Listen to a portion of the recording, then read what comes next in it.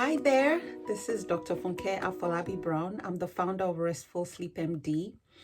I have a very fun episode today. I've had a lot of questions from moms and, just friends really come up around the question of tea and milk and if it helps with sleep.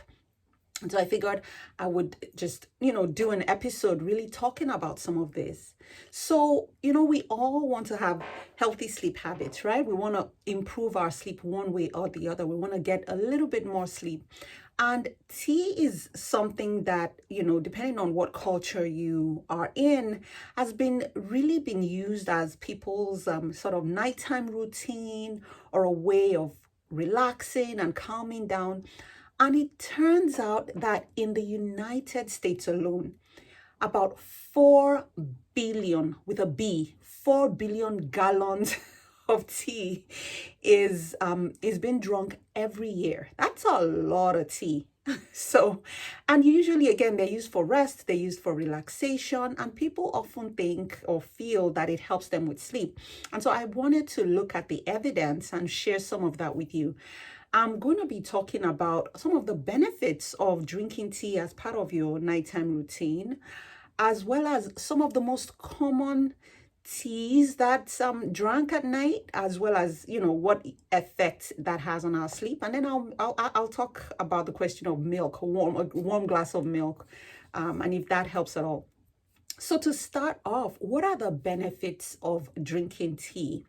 One, again, it can be a great part of your routine. It can be part of your nighttime routine. And remember, your nighttime routine are those pleasurable 2 or 3 activities that are headed in the direction of the bedroom. So if you want to start off with a cup of nice calming chamomile tea, that's fine. That's a great way to incorporate that into your routine.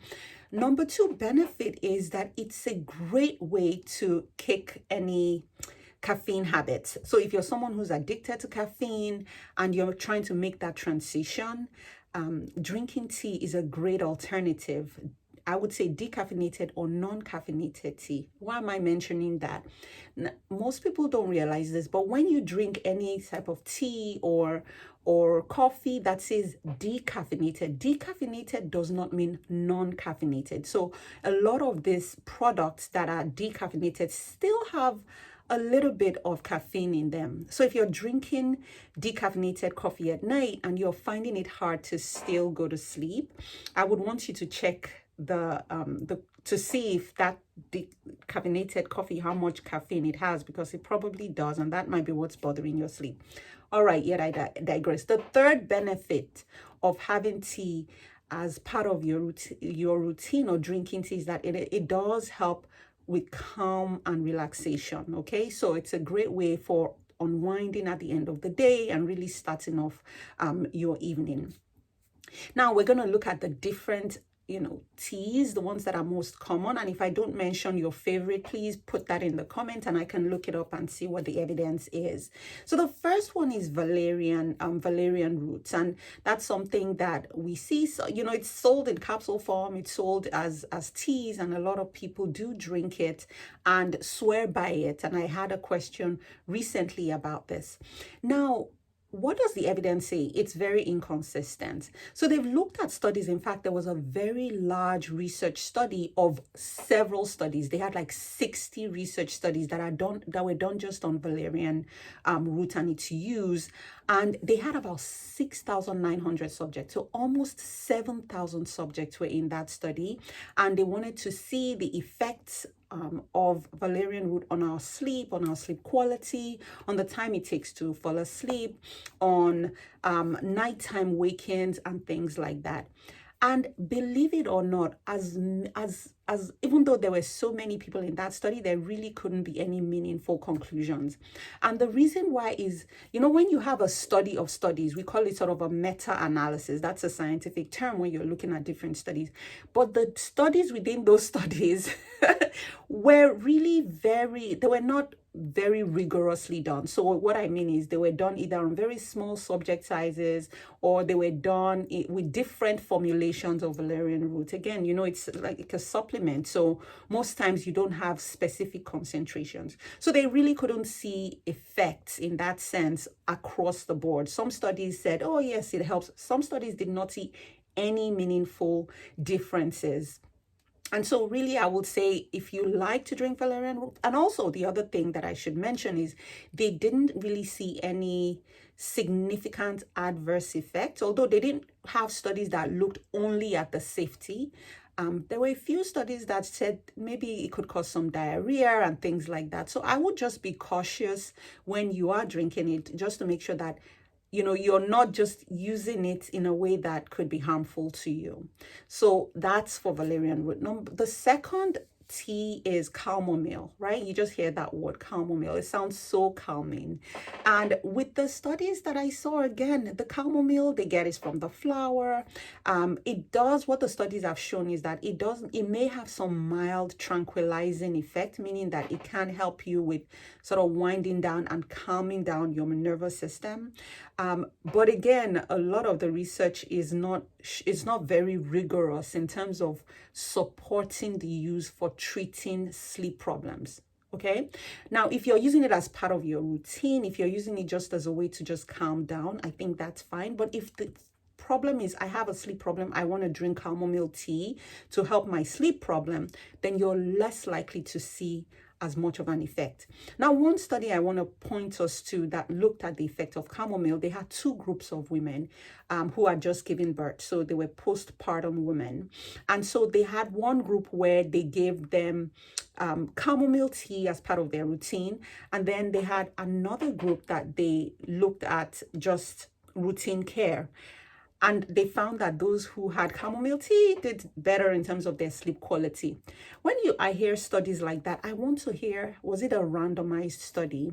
And what a randomized study means is that you're sort of exposing both groups of people to the same experience, but you're masking, you're masking exactly what you're giving. So in this case, while the group that had chamomile tea did better with their sleep compared to the group who had routine care, one question we have to ask is, could this have been more of a placebo effect? And what that means really is, could it just be the mere fact that they were having this tea and this relaxing part of their routine compared to the regular care, and that was really what was driving the improvement in their sleep? And so really, when we hear about studies like that, I just am very cautious about making an interpretation. So when it comes to the question about if chamomile tea helps with your sleep, the answer is that possibly.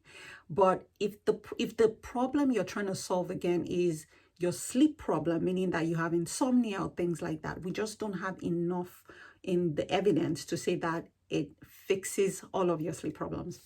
The third is lavender. And with lavender, it's everywhere. We use it as aromatherapy. We use it in our candles. We use it for massage. We drink it. We inhale it. It comes in so many preparations. And so the different studies that have actually looked at lavender. And similar to the other two studies that I've explained, it's again a little bit confusing whether this helps specifically with your sleep. One thing we know is that it can help with decreasing stress and calming down. And it's been studied even in people who are taking chemotherapy, as well as people who have cancer and people who are in the ICU who can't sleep. And what I think is it just kind of helps provide that calming effect where it's taking the edge off so that people can sleep. And I don't believe that it specifically helps them fall asleep, if you know what I mean, because I do have people lace it on their pillows and use it in all kinds of ways. And really, when we're looking at the evidence, I'm not seeing as much of that. I'm seeing the impact it has in decreasing stress. And when we have decreased stress, you're going to sleep well. So if that's the issue, then it may be beneficial. Again, I think using it as part of your routine is where we're getting the best bang for our buck. Now, finally, there's something called Magnolia bark. That's also another preparation that we see people drink as tea as well. And that Magnolia bark is a traditional Chinese herb, and it's been shown to help kind of promote the onset of sleep. So it helps you to fall asleep quickly. When you look at the literature, when you look at the research that's out there, it's been used for years and decades and, thousands of years. But I'm not necessarily seeing research that says this is what fixes our sleep problems either. So we talked about 5 different herbal teas and things. Now, in terms of that question, does warm milk help me sleep? It's I would say, unfortunately, to burst your bubble, no. What I believe is happening when you're drinking warm milk, if you have that as part of your routine, again, is that calming feeling that you get from it. Now, there have been some studies that show that, yes, milk contains a product called tryptophan, which is sort of the earlier version of a substance called serotonin, which is produced by our bodies and helps with the production of melatonin, which is the sleep hormone. So when you trace it down that path, yes, probably there may be some effect, but I can assure you the amount of the tryptophan that you're getting is so small. So if you're going to focus on that as your source of melatonin, you're going to be drinking a lot of milk. It's also found in things like turkey. You'll be eating a lot of turkey if you're trying to solve your sleep problems by getting enough melatonin from there. So that again, and then there's been studies as well that have shown that, when you drink milk, those studies really showed that in some places it seems like it helps. In a lot of times the results are inconsistent. Again, a lot of the research that was done is done on different age groups, different types of milk. Some of them have like some preparations and they're used as part of like beverage and hot chocolates and things like that. So all those things probably are going to influence the effects that you would expect to see. Again, if you drink milk before bedtime as part of your routine, that's okay. That's perfect. The idea is that routine actually that's helping you wind down. I would not say it's what you're drinking from there. So then what are we supposed to drink before bed? What's going to help us? One, yes, is stress and anxiety reduction. If you're someone who's very worked up and overwhelmed, having some process in place where you can reduce your stress, whether it's drinking that tea, whether just the action or the habit of sitting quietly with yourself and drinking tea is something that helps, that's perfectly fine. But incorporating things in your routine to decrease that stress, practicing healthy sleep habits, making sure you're not exposing yourself to too much light in the evening, making sure that you maintain that consistently in your sleep time and wake time, making sure that you're not drinking excessive caffeine. Remember, decaffeinated coffee, decaffeinated teas still might have some degree of caffeine in them. I would focus more on really following those healthy sleep habits rather than focusing on the specific tea that's going to help put you to sleep. So I hope that's been helpful in just clearing some of those questions that you might have around what tea should I buy. As long as it's not caffeinated, it's fine. Put it as part of your routine, but it's not what's going to solve your sleep problems. If this has been helpful, I would love it if you share this video, if you like it, if you comment, let me know. Someone asked me this question about tea, and see, I've made an episode just out of it. So let me know in the comments what questions around your sleep would you like me to answer, and I would love to see you next time.